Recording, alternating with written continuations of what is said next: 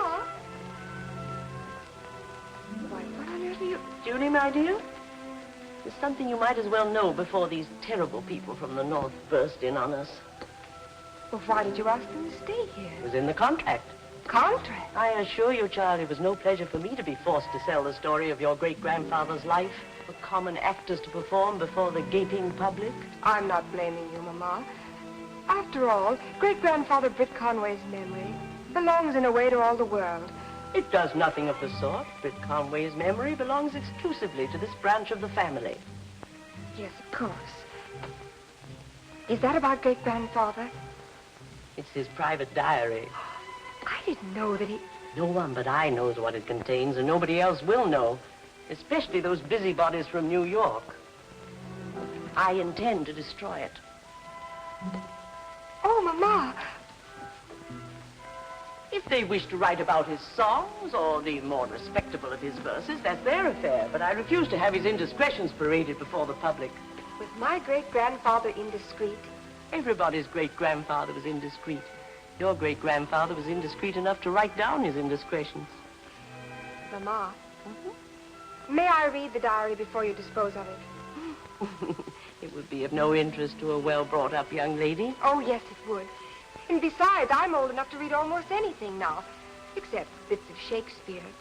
Anyway, how can I deny all those rumors in Battenville about great-grandfather, unless I know the real truth? And you know, I'll be... Miss Charteris, there's some foreigners here asking for you. Foreigners? Yes, and Mr. Sure thing they ain't from Louisiana. Oh, well, that must be Mr. and Mrs. Kimbrough and Mr. Mont. Yes, and that's what they say the names is. Show them in, Liza Henry. Yes, Miss Charteris. I look awful. Mama, I promise to read only the nice bits. I'll go out this way so I won't run into any of Liza Henry's foreigners. And if we don't find it, there'll be no play. George. Oh, yes, my love. Straighten your tie. You look like something out of a circus. What's wrong with circuses?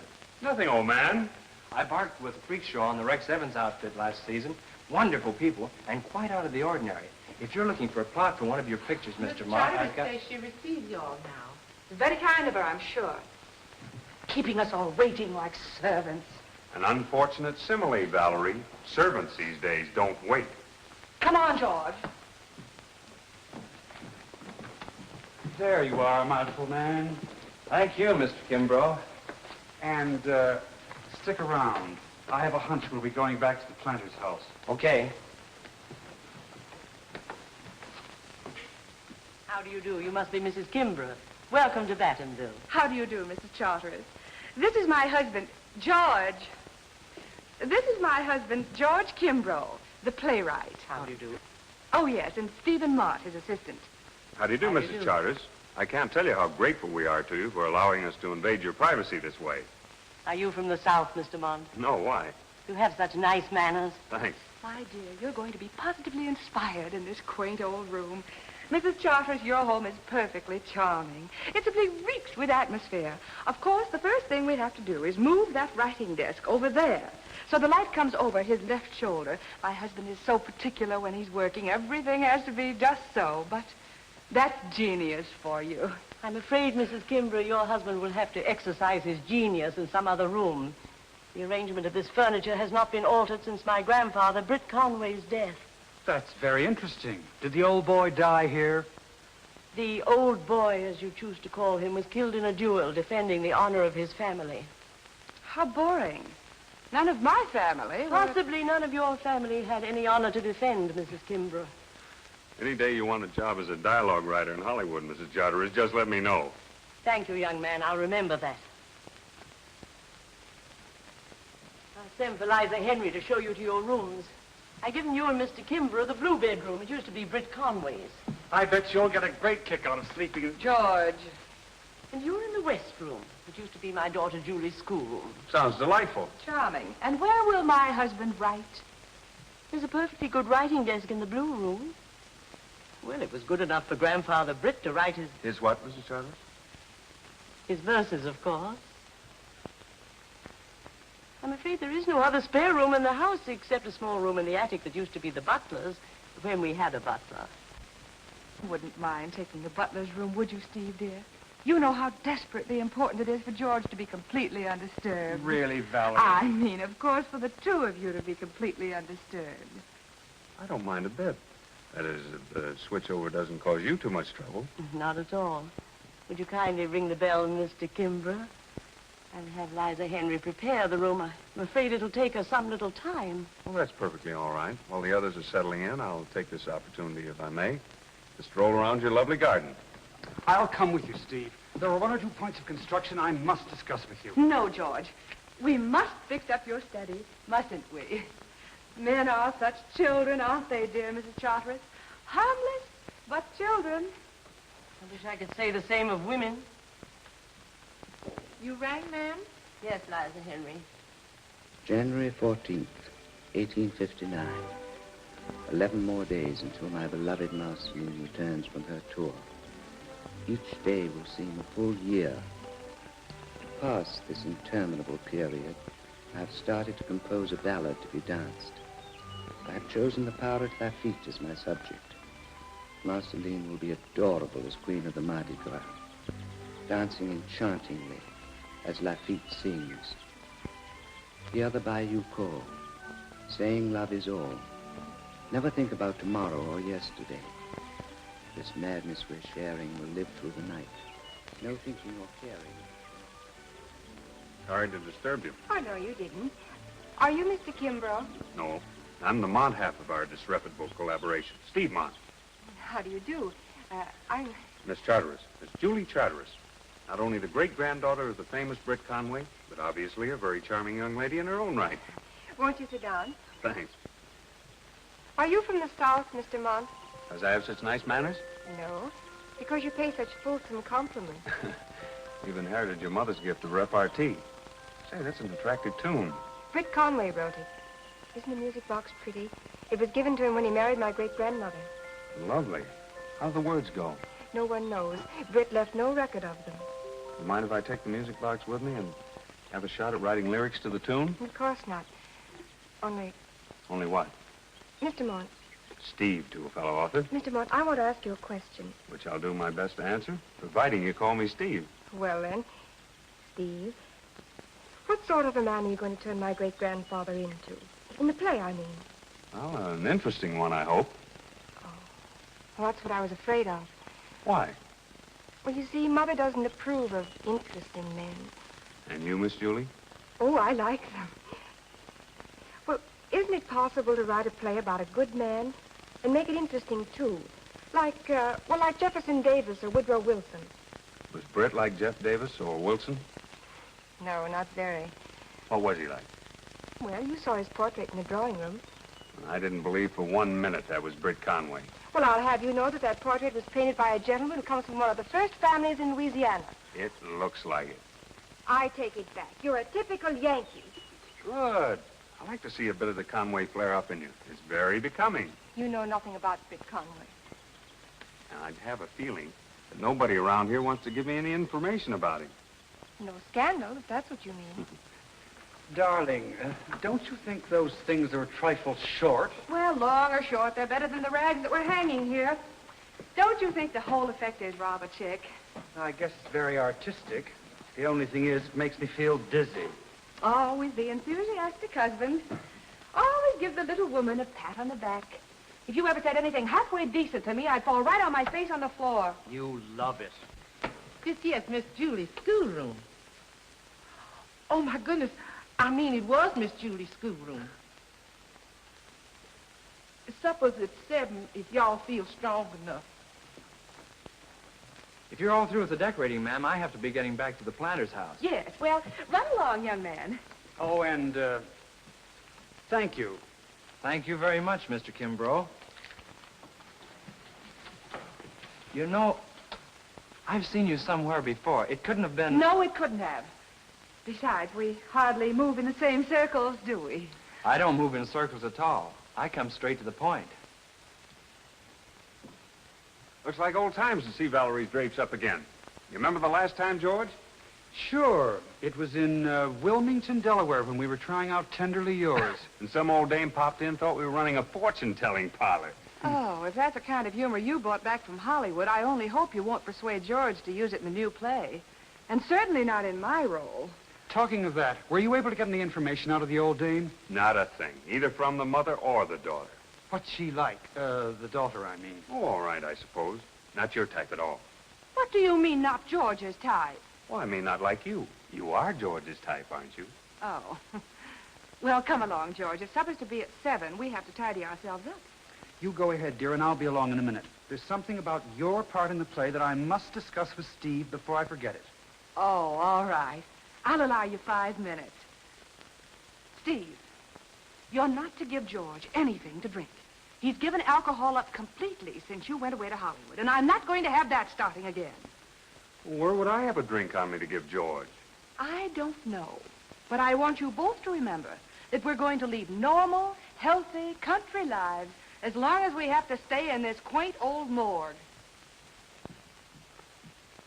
And I haven't got a drink on me. Don't you bother your pretty little head about it. Say, she hasn't really reformed you, has she? I can work with almost anybody, but I draw the line at a reformed drunkard. Just a minute, brother. The gentleman in the audience asked for scotch. And here it is. Very ingenious, Maestro. Anytime you want anything to drink, just ask, name a drink, Kimbrough, and he will fix it for you. I can see neither your brains nor your throat have been rusting during my absence. Here's to you. Byron over there is full of gin. No kidding. Have another? Sure will. Now we're getting into the spirit of it. You know, Steve, I really believe that with Shakespeare and Byron to inspire us, we'll positively do the best work we've ever done right here in this very room. You can say that again.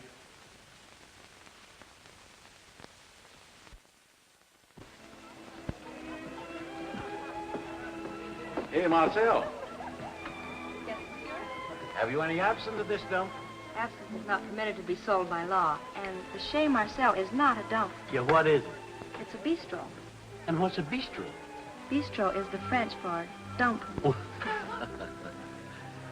You'll go a long way before you'll find a sweller gal in Marcel. Stands for no nonsense, either.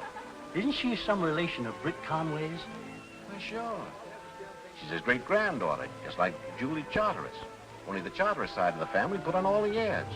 Marcel runs the best dump, I mean bistro, in Battenville. Speaking of Britt Conway, have you run across those two Yankees that's been stopping at the Charteris since last Sunday? Our firm drew up the contract with them for the old lady. What contract? It's supposed to be a secret, but these men are writing a play about Britt, and have paid well for the privilege. Oh, so that's how the long outstanding Charteris accounts have been settled. Mm-hmm. Hey, Marcel, come here, quick. What's the excitement, Pete? Did the planter's house burn down? No, Marcel, but get a load of this.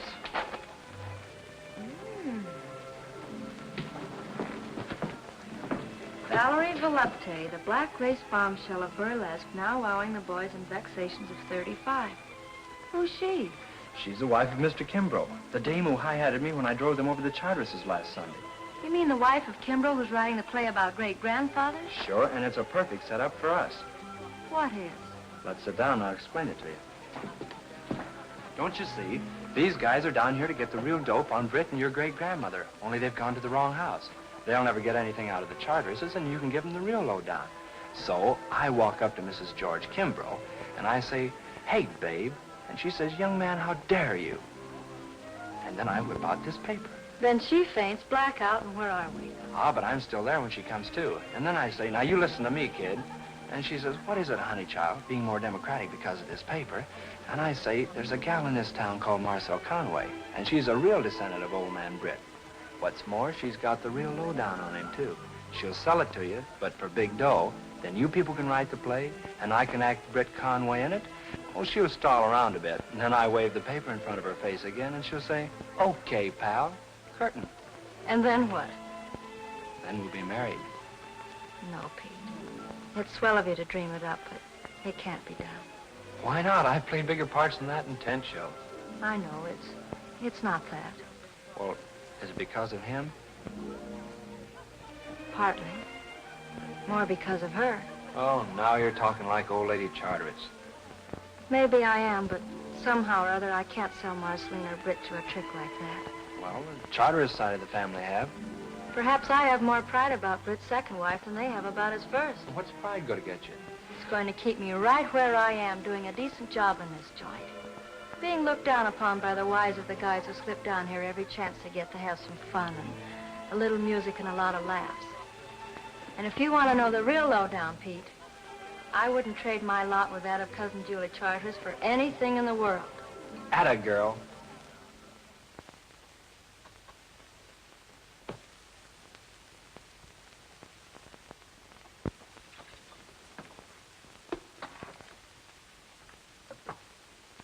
To Britt Conway.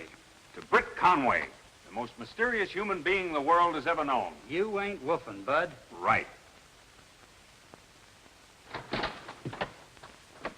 Well, boys, how's it going? Splendidly. Act 1, Scene 1. Garden of the Conways' estate. As the curtain rises, a chorus of Negroes are harmonizing Britt Conway's famous spiritual, Sweet Sunday. Go on, I'm already yawning. Ah, but you ain't heard nothing yet. As the voices finish to thunderous applause, a magnificent specimen of young manhood emerges from the house. Passing among his faithful servitors, he, pats a few children on the head. Just to show what side he would have been on in the Civil War had he lived that long. Well, what does he say? That's what we don't know. Oh, great. I must say, that's a fine week's work. Well, my dear, don't forget that the walls of this house reek with romance and dramatic intrigue. You remember, dear, the walls of this house may have ears, but they don't talk. It's really not our fault, Valerie. We've been completely hamstrung by the contract Mrs. Charteris made with us. We're not allowed to put anything in the play that can't be proven to have happened. And the old lady, who apparently is the only living person who can give us that proof, point blank refuses to do so. And as you very well know, compared to Madame Charteris, the Sphinx is a positive chatterbox. Well, it's up to you, Steve. What do you mean? The old lady may not talk, but the daughter will if she's given the right approach. Nonsense. Julie's a swell kid, but in the first place, she knows nothing. How do you know? George. Well, I mean, has Steve tried to get anything out of her in the way of information? Of course I have, but there's a certain limit. One cannot treat a Southern girl as though one were a district attorney. And on the other hand, one cannot write one's play if one has nothing one can put in it, can one? One cannot. And it looks as though two cannot either. Seriously, George, I think we ought to go back to Lord Byron. Great idea. Well, I mean to say, I think that Steve and I ought to have one more go at licking the Conway proposition. Well, all right, boys. But if we don't get anything out of the committee meeting this afternoon... Gee, I forgot. I look awful. I have to change my dress. Do we have to go downstairs? I can think of nothing drearier than a group of club women laboriously discussing how to make this year's Britt Conway Festival more lugubrious than last year. We certainly do have to go downstairs. And furthermore, here's our plan of campaign. I shall dazzle the club ladies and endeavor to extract something from them. Steve, you concentrate on Julie Charteris, and George... What can George do? I shall commune with Shakespeare. I'm sure I can get something out of him. If there's any left. What's that? Who's that now?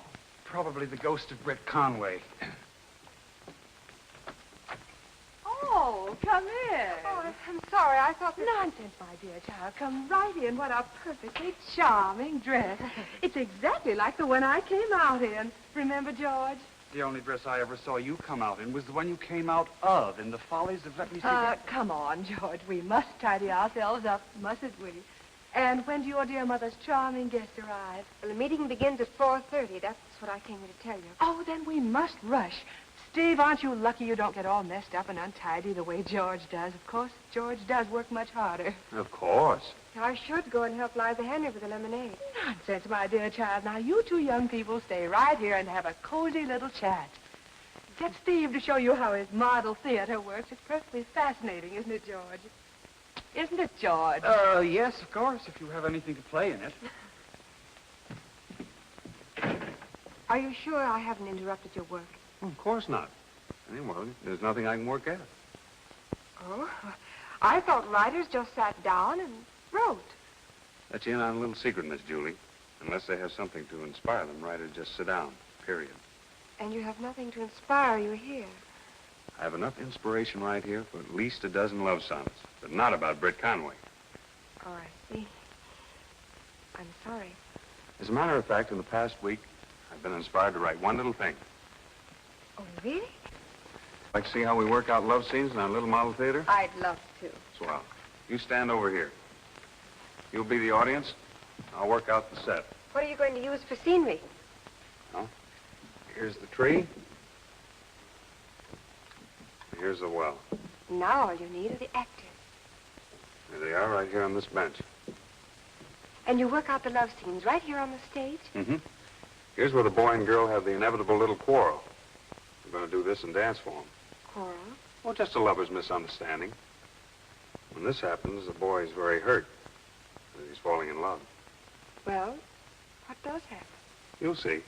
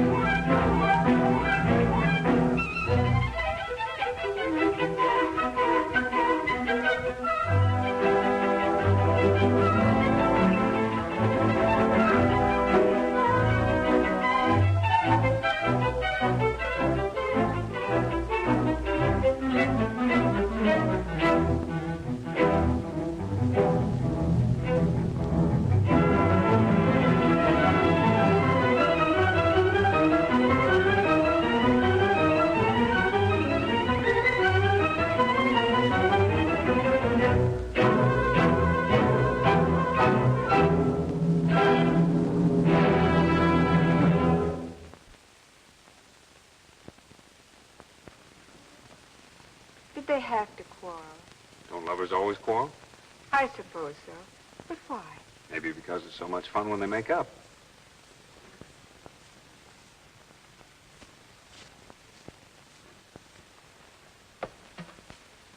That's a better finish, isn't it? Miss Julie, the ladies are beginning to arrive now. I done told Miss Charters that you always help me with the lemonade. I can't keep on saying that. Y'all better come downstairs now. Won't you sit down, ladies? My daughter will be here immediately. Excuse me. You, I believe, are Miss Lanning? Indeed I am. Indeed I am. Well, isn't that nice? Oh, I can't tell you how proud I am, Mrs. Charters, to become social editor of the Battenville Gazette. Of course, I realize it's a tremendous responsibility, but I promise you that I intend to make the fame of my column ring throughout the entire South. I'm sure you will. Of course, we in Battenville were very fond of poor Hattie Cunningham, your predecessor. Whatever she wrote was in the best taste. Oh, indeed it was. And I can't tell you how distressed I was when I heard that after all those years of faithful service, they had to take her off to a mental home. That, Miss Lanning, is something we don't discuss in Battenville. Oh, there's that darling Miss Pate. Oh, excuse me. You're late, Julie. I know, Mother. I'm so sorry. Oh, how do you do, Miss Calhoun? I'm so glad you could come. I'd like you to know Stephen Maughan. How do you do? He's writing a play about great-grandfather, you know. Excuse me? We're all mighty proud of Britt Conway in Battenville, Mr. Mott.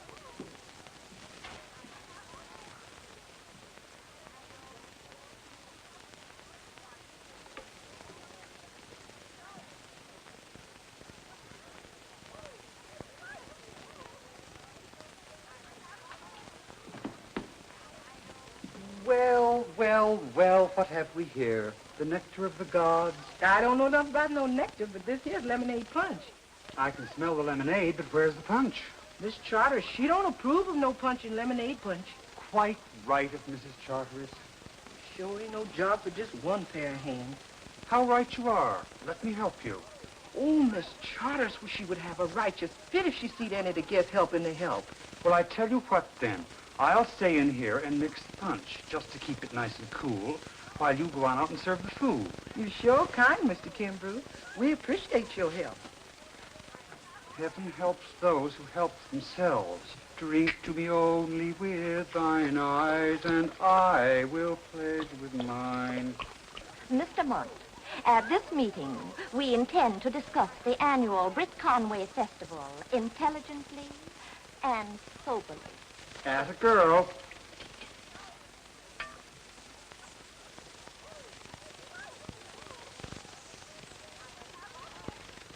George, dear.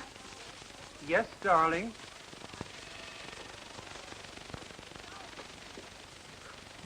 How do I look, darling? It's simple, but somehow I think it has chick. Oh, it's a knockout.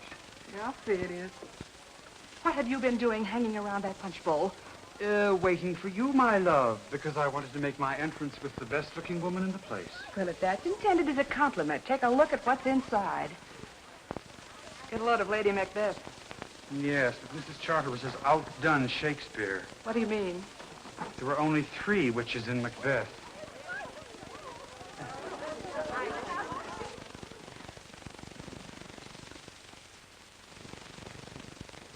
Ladies, I want you to meet Mr. and Mrs. George Kimbrough. What a clever idea of yours, Mrs. Kimbrough, to come to the meeting dressed for the festival. Oh, what a delightful bon mot. I must write that down for the Gazette. Mr. Mott, how did it go? Right over everybody's head. Oh, you're all so brilliant and witty. Poor little me. I feel quite out of it. Oh, not at all. Liza, would you give Miss Lanning some lemonade? Yes, sir, Mr. Mott. Liza Henry's lemonade punch is famous in Battenville, I'm told. Oh, really? Yes, ma'am. I reckon this lemonade punch is going to make history. Why so pensive, Miss Julie? The lovers did get together, didn't they? The end of the dance. Lovers always do if they're honest with each other. Yes, I know, but you can't Yes, always... you can, if you're truly in love, as these 2 are. How do you know they are? I'm the author, and the characters in my play are not purely imaginary. Oh, there you are, dear Mr. Mott. This is the most delicious punch. Oh, silly me. Punch. In my opinion, this year's Britt Conway Festival should be conspicuous above all for its dignity. Precisely. Oh, thank you. I will. Some lemonade, darling. No, thank you. For once, I'd like a real drink, and a stiff one at that. I'm perfectly satisfied with this. Oh, Mr. Kimbrough, that delightful Mr. Mott has just told me that you and he are writing a most fascinating play about our own Britt Conway. I'm Miss Lanning. Oh, Mrs. Kimbrough, I do hope you're going to allow me to describe your scrumptious gown in the Battenville Gazette. On Sunday, perhaps. Somehow or other on Sunday, they allow us to be just a little more, how shall I put it, risque? If Battenville can take it, I can. Oh, and Mr. Kimbrough, I suppose Mrs. Charters has told you all the details of Britt Conway's fascinating life story? No, yes. Mrs. Charters has confided in me, confidentially, of course, that Britt Conway was born, was married, and died. I was even able to wheedle the dates out of her. Oh, how fascinating. And I suppose you were able to obtain material from the other Conway descendants? Who's that?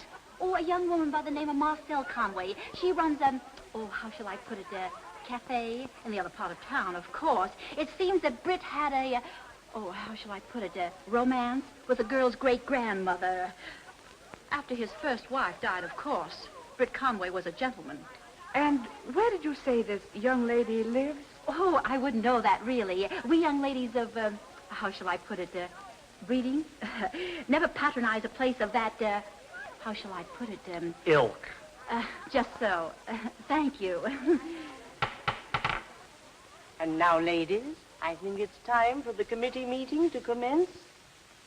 George, you stay here. I'm slipping out. Can't take it anymore, huh? Well, I don't blame you. Somehow I'm going to find this Marcel Conway girl. Wonder where she hangs out. Why don't you ask my boyfriend, Pete? He knows everything. Pete? Yeah, you know the boy at the hotel. The one who thought he knew you when. The first bright idea you've had in a week. Now listen, I'll take Steve and we'll find this dame if it takes all night. You stay here and amuse these ghouls. Amuse them? I'll have them rolling in the aisles. Let's forget about tomorrow or yesterday. This magic we're sharing will live through the night. Bravo! These exquisite, my dear child. She's lovely. Isn't she, though?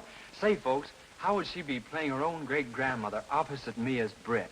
Well, whoever told you my husband would cast you as Britt? Well, it's like this, Miss Volupty. You see, it's just like I said, only she forgot to say... Young man, how dare you? I'm sorry, Mrs. Kimbrough. I told Pete not to play that trick on you. How did you know? Stage and sports, black lace bombshell, vexations, 1935. Oh. Well, I want you to know I was the greatest fan dancer on 42nd Street. I used to come out in a little black lace job. Of course, I never used swing. I always had my own music. Classy stuff, you know. I used to start out with just a little teeny bump. And then I really got going. And by the time I hit center stage, yeah. Oh, Miss Conway, this young man brought us around here because we understand that you're a lineal descendant of the divine Britt Conway, about whom my husband is writing a play. And you want the real dope on great-grandfather. I'll say we do. Your cousins, the Charteris family, may be very excellent people, but they seem to know remarkably little about their own ancestor. Yeah, and what they do know, they're not telling. I'm sorry, but I'm not selling ancestors this year. Oh, that's too bad. That means that George and Steve will be forced to use the rather dull story provided by Mrs. Charteris. Dull? Why, the fellow was dynamite. You bet he was. Well, not according to your cousin Julie. She paints him as a saintly boor whose only romance was a rather insipid Victorian courtship of her great-grandmother. That's a lie. Britt had one great romance, and that was with Marceline. Well, there were other romances in his life, but his first wife probably meant less to him than any of them. He didn't fight duels over her as he did over Marceline. And he didn't write love songs to her, but he did to my great-grandmother. He wrote a song to Marceline? Sure he did. Valerie, this is something else Mrs. Charteris hasn't given us. We don't need her now. Miss Conway, would you... I'm sorry. I wish I could help you. But you can. You have Britt's song. Pete, you mustn't. Now we're getting somewhere. Here it is. Just as I saw you the first time, you're still a part of my heart. Valerie, this is terrific. Just what we've been looking for. It's perfect for the finale. Britt, piano, singing to Marceline. Please, Mr. Mont, I know I can play Britt for you.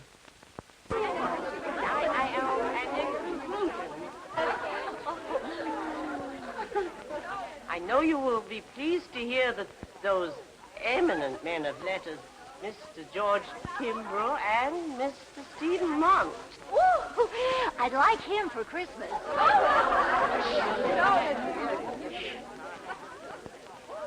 have kindly consented to supervise this year's Britt Conway Festival.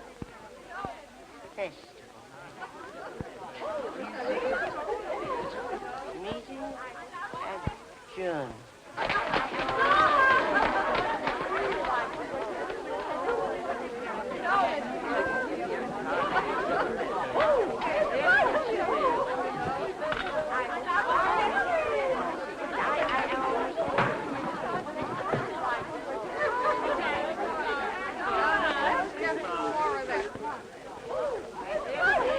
Goodbye, Mrs. Charterish. I must say, I never tasted a more delicious lunch. I shouldn't have come here. They don't come into my place. Why should I barge into theirs? Oh, don't be silly. Oh,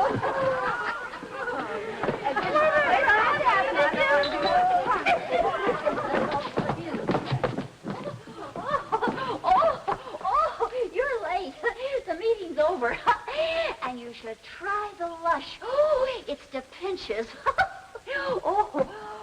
Uh-oh. I haven't seen anything like that since I was a bootlegger in Cedar Rapids, Iowa. Well, come on, kid. Is there anything left to tidy up? Only Miss Calhoun. Looks to me like she's gonna be here to Judgment Day. I can't understand what could have gotten into Mother's gift. I can. So can I. What is the meaning of this? How dare you bring this woman into my house? Well, from the looks of your guests, you should be flattered to receive anybody who can still stand up. Introducing the contestants in tonight's main event. On my right, battling Charteris. On my left, Kid Kimbrough. Be quiet, George. This is serious. We found Marcel Conway, a real descendant of Brits. Well, I'm very happy to know you. How do you do? Any luck? She can tell you the true story of Britt Conway. Yeah, and it's a pip. Miss Conway can tell you any story she chooses to fabricate, Mr. Kimbrough, but not in my house. I've no reason to invent a story about Britt Conway and my great-grandmother, and I've no reason to conceal anything. I'm proud of them. And I'll be obliged if you'll take your pride and your gossip back to the disreputable place you run, wherever it is. Mother, please. Mrs. Charteris, can't we sit down and discuss this thing rationally? There's nothing further to discuss. Oh, yes, there is. We made a contract with you to tell us everything about Britt Conway. You took our dough and didn't deliver. Naughty, naughty. That doesn't excuse you from bringing an unwelcome guest to my house. Mrs. Charteris is right. Even the lowest joints have the right to refuse service. I'm sorry. If Miss Conway goes, we're going too. That's right. That's your privilege, Mr. Monk. But before you go, may I remind you that by our agreement, you're forbidden to put anything in your play about Britt Conway that cannot be proved in writing. Would it be too much to expect of Southern hospitality to see that our bags are packed and sent to the planter's house, where we shall be taking up residence? Pete? Yeah, I know. You want me to take down all that junk you hung up upstairs. What do you mean, junk? That's priceless batik. Have it your own way, bombshell. Steve, George, Marcel, dear, since none of us are welcome in this house, we'll wait outside until Pete comes downstairs.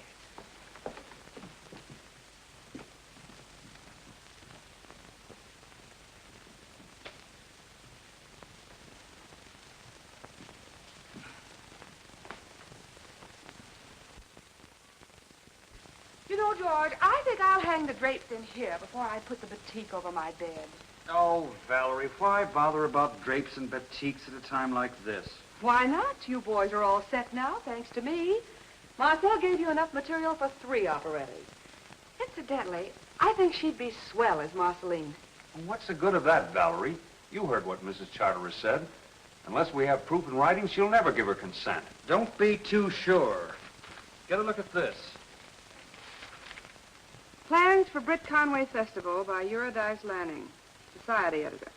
At the magnificent home of the genial Mrs. Ambrose Charteris and her delightful daughter, known to her intimates as Miss Julie, the advisory committee for the Britt Conway Festival was royally entertained on Tuesday afternoon. The food was sumptuous and the punch was pernicious. The highlight of a remarkable afternoon was the announcement by our hostess that this year the festival will be supervised by none other than those 2 celebrated Broadway dramatists, Mr. George Kimbrough and Mr. Stephen Mott. What's so wonderful about that? Well, you didn't finish it. The cooperation of the two famous authors who are preparing a play on the life of Britt Conway based on the intimate tales of his life, as recounted by Mrs. Charteris, guarantees that the festival will be the most successful in the annual series. And for this, we have to thank Battenville's leading citizeness in social life, Mrs. Ambrose Charteris. Oh, What difference will that make? obviously you've never lived in a small town. Hey, folks, guess who's here? Miss Julie? No, the old dragon herself. How nice of you to drop by, Mrs. Charteris. Won't you sit down? Thank you, I will. I'm not as young as I was. We've just been reading about you in the Battenville Gazette. Yes. It was because of that I came here. The Lanning woman is obviously mentally defective. But the fact remains this idiotic article has placed me and my daughter in a most difficult position. How true, how true. I've no intention of mincing words. I was guilty on Tuesday of an unpardonable breach of etiquette under, I must say, extremely provoking circumstances. You ordered us out of your house. That's not quite true. We offered to leave, and Mrs. Charteris agreed. Let us say that I acted hastily. To put my cards on the table, I need you to ensure the success of the festival. And in what way do we need you? I happened to be rummaging in an old bureau today, and I found some papers in Britt Conway's handwriting. Unpaid bills, no doubt. On the contrary, they contain what I believe you Broadway people refer to as some hot stuff. So the deal is, we come to the festival, you give out the dirt. That is so. It's a deal. Okay by me. On one condition, Mrs. Charteris. My husband and Mr. Martin are being in complete charge of the festival, including the songs that are sung and danced. Provided they're genuine songs by my grandfather. Oh, they'll be the real McCoy. And over the choice of performers. You mean? Those are my terms. Take it or leave it.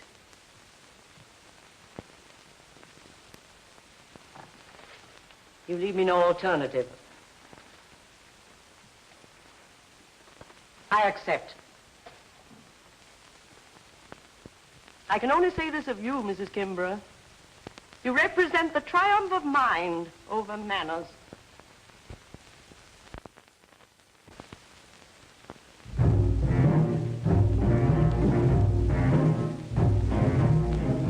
Hear the bayou call, saying love is all. Let's forget about tomorrow or yesterday.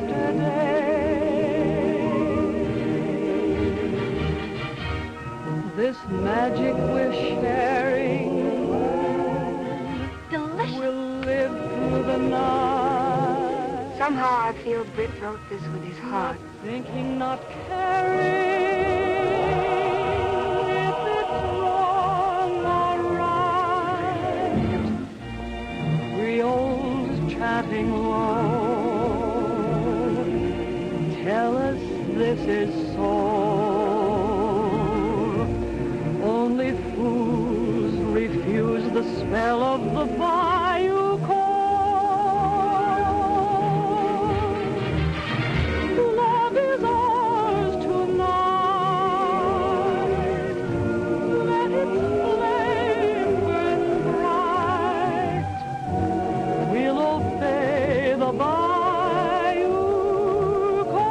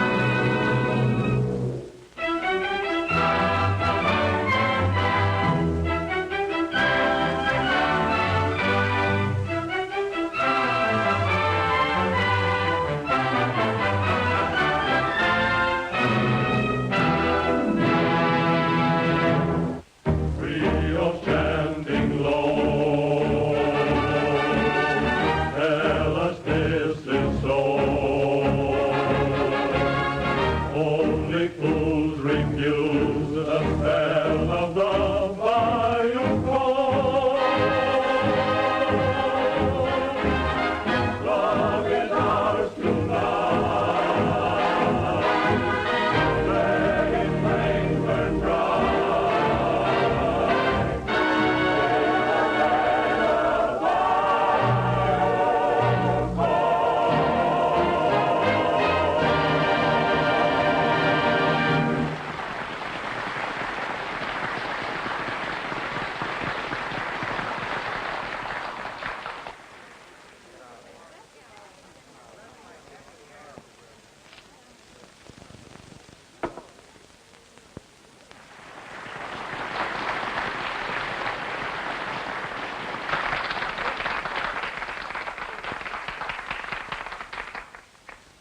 Ladies and gentlemen, it had been my intention to have thanked Mr. Kimbrough and Mr. Mont on behalf of my grandfather, Britt Conway, for the performance here tonight. But I find I am unable to do so because the exhibition we have just witnessed in no way represents the character and ethical point of view of my illustrious ancestor. Oh, but it does. And I warn these gentlemen that if they dare to perform what we have just seen in New York or anywhere else, I shall sue them for vilifying the character of Britt Conway. What do you know about Britt's point of view character? I have no intention of entering a public debate. That's because you're afraid to. I'm not. You and your daughter are ashamed of Britt. Oh, you look smug when his name is mentioned. But you're scared to be proud of him as he really was. If you think he was great in your careful way, I'm telling you he was twice as great the other side of town. Speak a little slower, will you, dear? I'm a bit rusty on my shorthand. That's all. Can't waste any more time. I'm going back to the Chez Marcel where your husbands, that is, if any of you ladies are lucky enough to have husbands, are probably waiting to have a drink and some laughs with me. I'm sorry, Steve, if I've messed up the chances for your play. Well, that's all right. Julie, Yes, Mama. kindly escort me to the house. I must remind you, Mrs. Charteris, we made a little deal with you the other day at the hotel. I advise you to consult with my lawyers about that. And what about the Britt Conway papers you promised us? Your memory must be playing you tricks, Mr. Kimbrough. Good evening to you. Steve, there's something I must tell you. I'm afraid there's nothing you could tell me, Miss Charteris, that I'd believe. Come on, let's go to Marcel's place. We need some fresh air.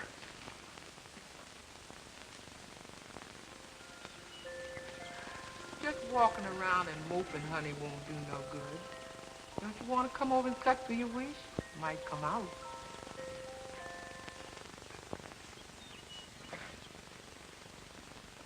I wish I were dead. When you tell your wishes, they don't come true. I tell you, Miss Julie, what we'll do. We'll make it your fortune instead. Look, honey. Now, here's how your fortune starts. Now, this here's your picture, the Queen of Hearts. Look at how she frowns. That means your heart is aching. And if I ain't mistaken, it's on account of this here Jack. I do believe it's Mr. Steve. Miss Julie, honey, the reason why you're feeling bad is 'cause you're holding back something he ought to have. This Two of Hearts. Now, that means a man and woman's story. A man and woman that long ago been gone to glory. I reckon it's about Mr. Britt. Miss Julie, you just won't admit to Mr. Steve your grandpa was a natural man. And, honey, ever since the world began, men folks has been men folks. Don't you understand? Well, that story would bring shame on your family name. Well, there ain't many men the Lord picked out to write real music. The Lord is forgiving of mistakes a man like that done made in living. And if it's Mr. Britt's life you begrudging, then, honey, you cause yourself better judging than the good Lord himself. You're right, Liza Henry. I must get Britt's diary to him. But how? I don't want Steve to think I'm chasing him.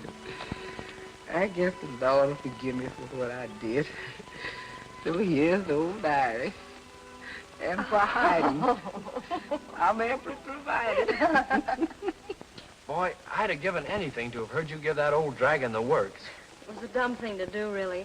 The boys lost a chance to do the play, and now I won't be able to show people what Marceline was really like. Yeah, and Broadway will never see me as Britt Conway. I know. It's tough on you, Pete. It's tougher on Broadway. Guess I'll have to go back to the trapeze act. Is there anything you haven't been? Yeah, married. But we'll fix that, won't we, honey? Excuse me. Marcel, I had to come to see you. Why? I have something for you. I can get along quite nicely without hush money, thank you. Oh, no, it's not that. Anyway, I don't have any money. Marcel, I have to speak to you.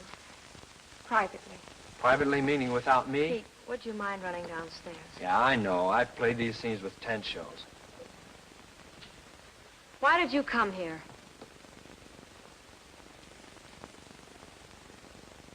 I want you to give that to Mr. Mont.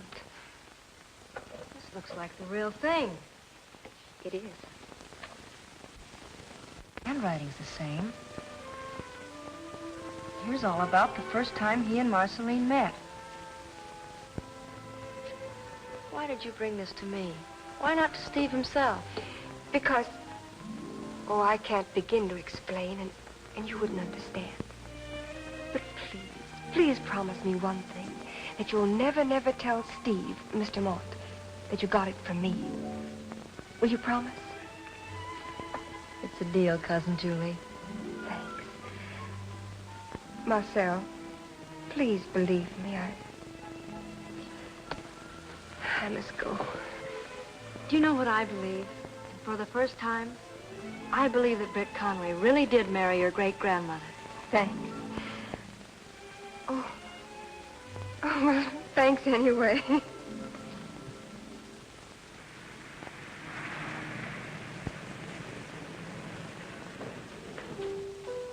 Britt, dear Britt, as I was singing your song, I suddenly realized that it was written not for me, but for Marceline. You can deceive with words, but melody cannot lie. No, Valerie. Try and get a little real feeling into it. You're supposed to be a dame who suddenly discovered that the boy she loves has gone sour on her. It's these ridiculous words you've written. There's no poetry in them. As, for instance? As, for instance, as you were singing your song. Well, what's wrong with that? Except the way you sang it. An artiste does not sing a song. She renders it. I'm right, aren't I, Steve? What? Oh, sorry. Afraid I wasn't paying attention. That's been the trouble ever since we left Battenville. You'll pay attention to nothing, contribute nothing, do nothing except play that one tune that you won't even let us use in the show. Yes, Steve. Why can't I sing that song? You mean render it, Valerie, dear. Sorry, Valerie, but no. The song isn't right for you. It's a song for... For Miss Julie, I suppose. Precious Miss Julie, who did her darndest to keep us from doing this show. If we're going to open Thursday, we'd better get on with the rehearsal. Sorry, George. Haven't been much help to you lately. Oh, that's all right. Say, by the way, I saw the rest of Marcel's costumes this morning. They're terrific. They should be. It'd be in a heck of a mess if it weren't for Marcel. Now, where were we? Playing songs for Miss Julie, raving about Marcel's costumes, completely ignoring your leading lady. Okay. We'll go to your next entrance. Act 2, Scene 3. Valerie, this is where you come down the stairs. There are no stairs in this set. I know, my love, but if you have an ounce of imagination, or even a modicum of memory, try and picture the Charteris household and imagine yourself walking down the steps. Well, if there's one thing I do know, it's how to walk. All right. The chorus has just finished the reprise of Sweet Sunday. Take a split second for the applause, and then walk down quite simply, stage center. Off we go.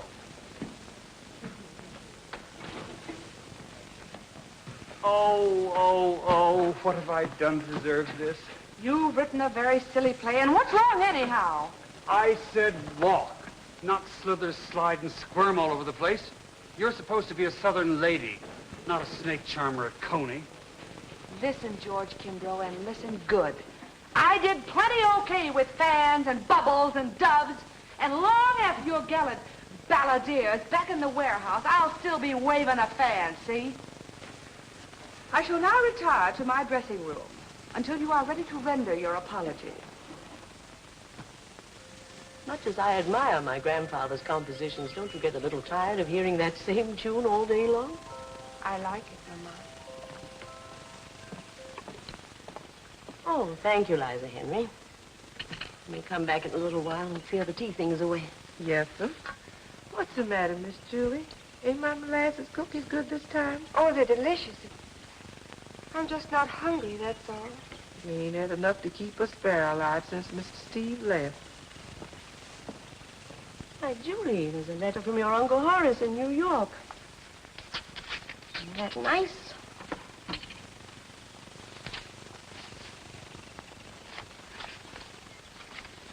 What can this be?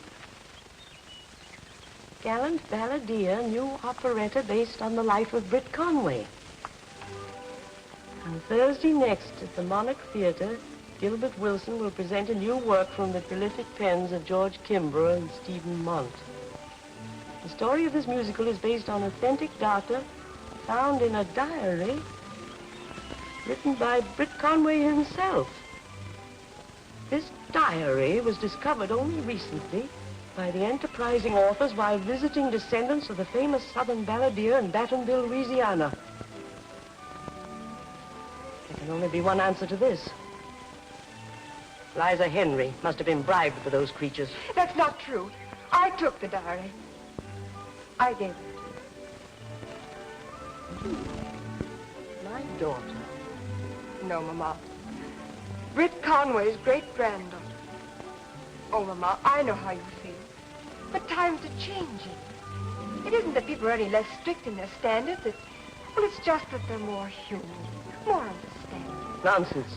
Humanity and understanding are modern words for laxity, sloppy sentimentality. I presume you've temporarily taken leave of your senses. Until you recover them, go to your room and remain there.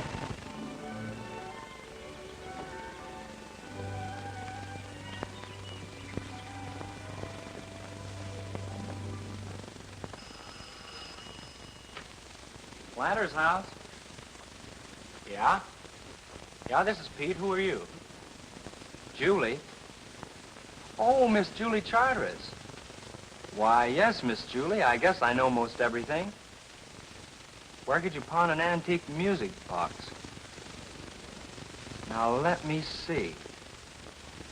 Why, yes, sure I know. Curtain going up. Take your seats, please. Curtain going up. Take your seats, please. Curtain going up. Take your seats, please. Curtain going up. You'd think after 15 years it would get better, but it doesn't. Remind me to close my eyes when Valerie makes that entrance down the staircase. I shall have passed quietly out long before that. Say, there's John Furbank of Morning Courier. Give an ear and find out what kind of a mood he's in. I'm so nervous I've gone stone deaf. Okay. I feel I'm going to enjoy this. What's wrong, dear? Never should have eaten those oysters.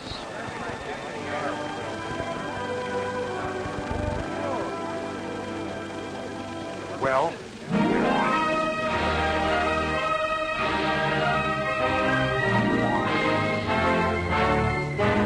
never again.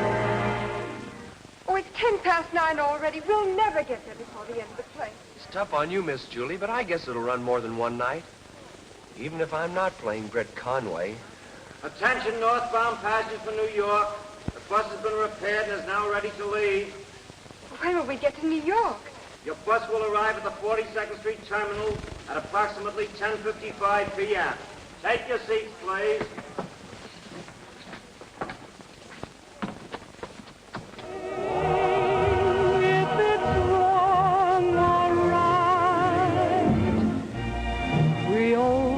Chatting low, soul. Only fools refuse the spell of the bayou cold. Love is ours tonight. Let its flame burn bright. We'll obey the bayou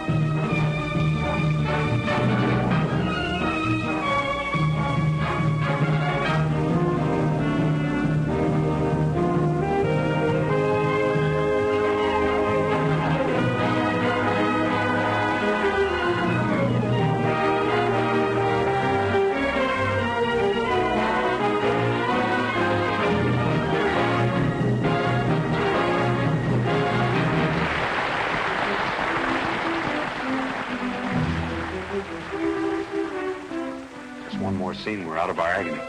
Do they like it out front? Crazy about it. Crazier about you. I wanted to tell you, Marcel, that if it hadn't been for you, the show never could have gone on at all. I'm good, Steve, but not that good. I meant the diary. If you hadn't found it for us, there never would have been a gallant balladeer. Steve, dear, I'm going to do something I've never done before. I'm going to break a promise. A promise? I didn't find that diary. Julie Charters brought it to me and made me promise I wouldn't tell you where it came from. Julie? But why? Because she's in love with you, you dumb cluck, and she got it into her head that you and I were in love. Which is silly, because apart from knowing that you and Julie are, Pete and I are.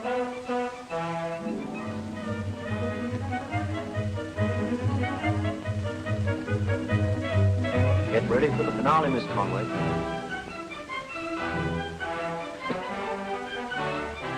$200 on you, George? Just about. Give it to me. Why? Shh. If you people aren't enjoying the show, keep quiet so that others can. Sorry. I've got to get to Battenville right away. You mean before the show is over? What difference does the show make? This is important. Give me the dough. I was going to take Valerie to supper on this. Ah, well, Valerie eats too much anyway.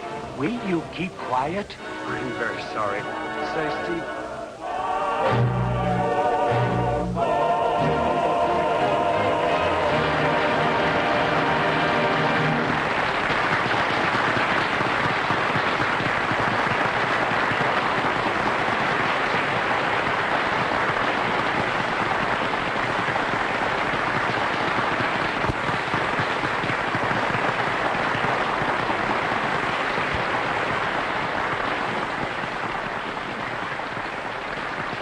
My girlfriend, Marcel, taking her call. Is she gorgeous? Sure. Who's that guy taking the call with her? Chris Conway, of course. Boy, is he corny. Told you you'd enjoy it. Excellent. Excellent. What's that music they're playing? I like it. I was not in the show. It wasn't written for the public. A song for Miss Julie.